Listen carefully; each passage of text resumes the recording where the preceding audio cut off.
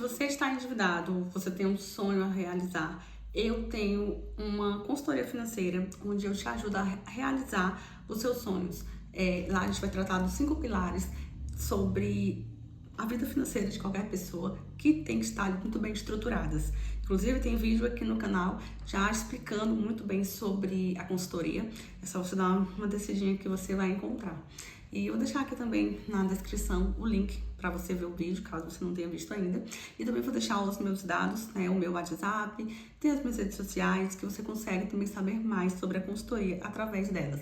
E no WhatsApp a gente tem uma conversa mais pessoal, que tiro ali todas as suas dúvidas sobre a consultoria. E se fizer sentido para você, vai ser um prazer ajudar a organizar os 5 pilares da vida financeira que você merece ter, você e a sua família. Novidades nos fundos imobiliários. O que você precisa saber? Fundos imobiliários é uma forma de você investir em imóvel de uma forma indireta. Porque quando você investe no fundo imobiliário, você não precisa necessariamente comprar um fundo imobiliário. Os fundos imobiliários se dividem em 3 tipos principais. São o de tijolo, o de papel e o híbrido, né? Sendo que o tijolo vai investir ali diretamente nos imóveis físicos, o de papel vai investir em títulos ali, sejam um LCI, um LCA, um CRI, um CRA, enfim.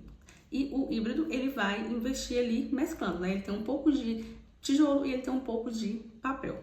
A gente tem alguns momentos importantes nesse momento sobre os fundos imobiliários. O primeiro momento é a recuperação do IFIX. O índice IFIX, ele chegou a registrar uma queda de 11% lá em 2024, mas agora no mês de março, há pouco tempo atrás, teve um ganho de 6,14%, indicando uma mudança na tendência, né? Então já temos um ponto positivo, um ponto a se observar. Temos aí o segundo ponto, que é a valorização de alguns fundos imobiliários agora em 2025, como por exemplo o PLRI11, o LFTT11, o FIVN11. Outro ponto é com relação à oportunidade de investimento. A gente sabe que nós estamos num momento da economia em que a Selic está muito alta, a inflação está alta, nós estamos com tendência de chegar a 15%, que é um fator histórico com relação à Selic. E a gente sabe que a tendência, quando a Selic está alta, é de que a renda fixa se valorize. Mas a gente tem que observar que a renda variável, principalmente os bons fundos imobiliários, eles tendem a ficar mais baratos, mas eles não vão falir só porque a Selic está alta, a inflação está alta. Então pode ser um momento para comprá-los e oportunidades muito boas de compra, principalmente quando você tem ali uma relação forte entre o valor da cota, o valor patrimonial dele por cota, né? Então ali com uma relação bem equilibrada, vale a pena você analisar, principalmente esses fundos imobiliários. Você pode procurar o fundo imobiliário em vários sites, né? Eu falo sobre alguns aqui, falo em outras redes sociais, mas você também pode procurar, tem Investidor 10, Status Invest. Você bota o nome do fundo imobiliário, ele vai te dar todos os dados. Você vai lá ver o preço dele, PVP, PL, com relação aos dividendos, ver a variação nos últimos 12 meses, dependendo de alguns que dá até variações maiores, ver quanto é que tá pagando de dividendos, ver o valor patrimonial dele por cota, ver o valor patrimonial dele ali total, ver como é que tá a vacância dele, ver como é que a taxa de administração.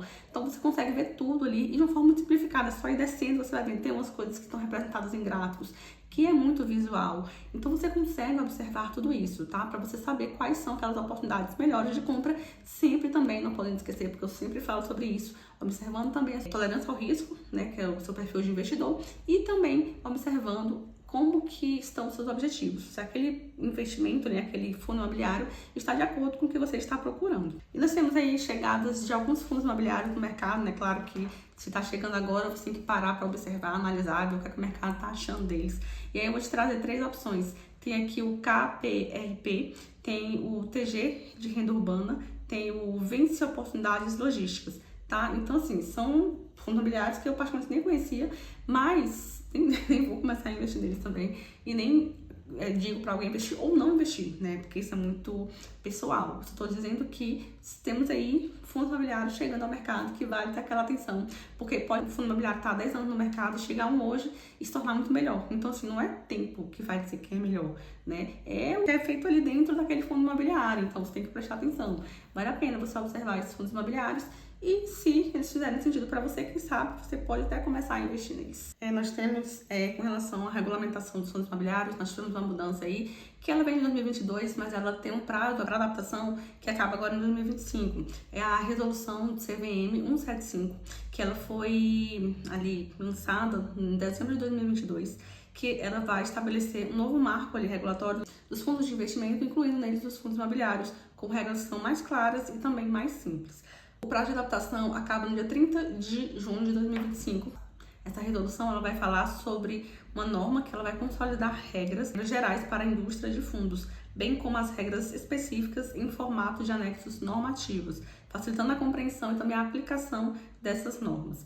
Com relação à responsabilidade dos gestores, nós temos que a CVM ela tem prestado atenção à responsabilidade dos gestores e administradores desses fundos imobiliários, especialmente no que diz respeito à prestação de serviços essenciais, como a alavancagem e também a garantia de obrigações assumidas pelos cotistas.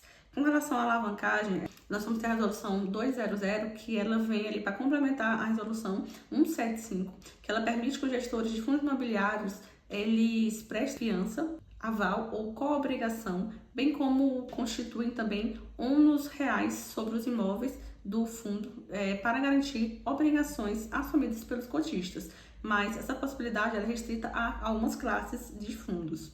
Nós temos alguns impactos com relação à tributação. Primeiro, a tributação de rendimentos. A forma tributária ela pode afetar os rendimentos dos fundos imobiliários, a possibilidade de incidência de CBS e também de IBS. O que são essas siglas? A primeira é contribuição de bens e serviços e a segunda é o imposto sobre bens e serviços. Tudo isso sobre a receita, se o presidente manter o veto a respeito disso. Outra coisa com relação à isenção de imposto de renda, né? Porque a gente sabe que tem uma quantidade mínima pedida para que um fundo imobiliário tenha isenção de imposto de renda. Então, essa quantidade ela pode também ser alterada. Não se sabe ainda ao certo, para mais ou para menos, ainda não se tem essa noção. Mas isso pode acontecer. E se for para menos, pode ser. Agora, se precisar de mais ainda de cotistas para o fundo imobiliário poder ter isenção de imposto de renda, pode ser ruim para quem já está lá dentro. Com relação à transição, nós temos que a nova estrutura de tributação ela prevê um período de datação aí de 2026 até 2032, mas as definições exatas elas não foram formalizadas. O impacto que nós temos aí no mercado com relação a essas tributações que podem acontecer, com relação aos fundos imobiliários, nós temos que a reforma tributária ela pode ter um impacto aí no mercado de fundos imobiliários com a redução da atratividade de alguns fundos devido à tributação dos rendimentos, né? Então, se você tem mais tributação sobre o que a pessoa está ganhando, pode ser que ele se torne menos atrativo para os investidores. E a gente sabe que isso pode ter um impacto muito sério, porque as pessoas elas vão deixar de investir, as empresas vão perder, o mercado vai perder, né? A economia vai perder. Então, a gente pensa assim que é só um ponto. Não, esse ponto, esse dominó vai derrubar todos os outros na fileira. O que eu indicaria para você? Primeiro que você tem que acompanhar o mercado, isso eu sempre falo, né? Isso é o crucial. Outra coisa, você tem que sempre estar diversificando a sua carteira. Outro ponto, você tem que analisar os riscos. Sempre que você for investir em um fundo imobiliário, qualquer outro tipo de ativo, principalmente de renda variável, você tem que observar o risco que aquele ativo te apresenta antes de investir. Porque depois que você investe, você vai esperar pelo rendimento. Ou não vai esperar, vai tentar tirar, mas ali você já perdeu dinheiro. Então, você tem que observar o risco. Outra coisa, você tem que sempre que possível buscar uma orientação profissional, né? No meu caso, eu sou consultora de finanças pessoais, estou ainda me preparando para tirar o CEA, mas você pode encontrar muitos profissionais muito bons aí do CEA nas próprias redes sociais, né, hoje em dia, e você pode tirar todas as suas dúvidas, né, sobre aquele fundo imobiliário. Acompanhar também, eu também falo muito sobre fundos imobiliários, ações, muita coisa nas minhas redes sociais, né, TikTok, no Kawaii, aqui no YouTube. Então você consegue encontrar muita coisa sobre eles. Então só pesquisar o fundo imobiliário que você quer no Google, nas redes sociais, que você vai encontrar. Se você não tiver acesso a esses profissionais, logicamente, porque eu acho que uma conversa assim direta é mais fácil, principalmente se você está começando. Algumas mudanças, né, alguns pontos que é importante a gente falar sobre essa resolução CVM 175. Primeiro, a abertura para investidores comuns. Essa resolução permite que investidores comuns, mesmo aqueles que têm menos de 1 milhão aplicados, eles possam investir em FIDCs. Essa sigla, ela significa Fundo de Investimentos em Direitos Creditórios. Outro ponto que essa resolução vai tratar é sobre a responsabilidade limitada, né, que o investidor tem responsabilidade limitada ali ao valor das cotas, o que pode aumentar a atratividade do fundo imobiliário.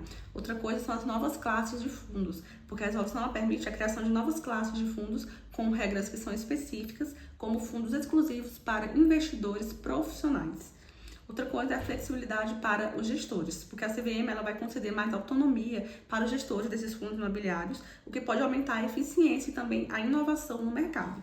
Outra coisa é a prorrogação do prazo para se adequar, né? Porque o prazo, ele começou, a resolução foi feita lá em 2022, mas você tem até agora metade do ano de 2025, então são aí cerca de 2 anos e meio para se adequar. Então, você pode olhar assim, será que é muito tempo? Será que é pouco tempo? Não sei te dizer, de verdade.